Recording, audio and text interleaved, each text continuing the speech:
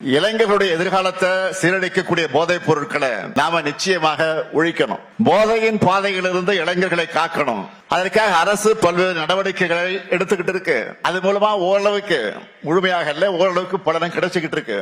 ஒன்றிய அரசின் முகமைகள் தீவிரமாக கண்காட்சியை தடுக்கணும்.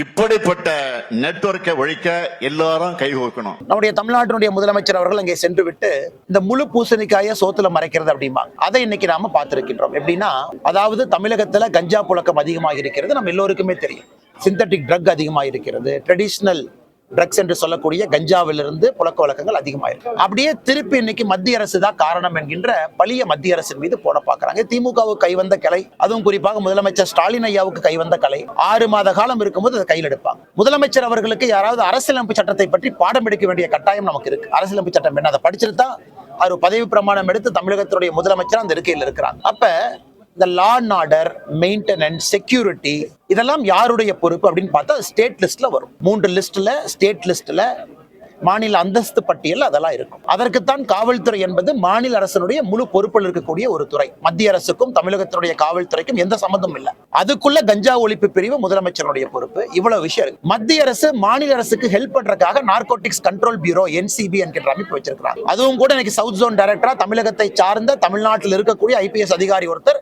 அங்க பொறுப்பேற்றிருக்கிறார். அதனால முதலமைச்சரை பொறுத்தவரை இது இவ்வளவு பேசுறதுக்கு தெளிவா சொல்லிடலாம். என்னால தமிழகத்தை நிர்வாகம் செய்ய முடியல, என்னால காவல்துறையை நிர்வாகம் செய்ய முடியல, முதலமைச்சர் சொன்னா நாங்க பாத்துக்கிறோம், மத்திய அரசு பார்த்துக்கொள்ளும். முழு பொறுப்பையும் வைத்துக் கொண்டு இவ்வளவு பெரிய பொய்யை சொல்லுகின்றார். எனக்கு அடுத்த 6 மாசம் கிளிப்பிள்ளை மாதிரி இதை மட்டும் தான் பேசுவார். நான் ஏன் முதலமைச்சரா தோத்துட்டேன்னா மத்திய அரசு எனக்கு எந்த விதமான சப்போர்ட்டும் கொடுக்கல. நான் ஏன் முதலமைச்சரா தோத்துட்டுனா மத்திய அரசு தமிழ்நாட்டுக்குள்ள வர்ற கஞ்சாவை கட்டுப்படுத்தல.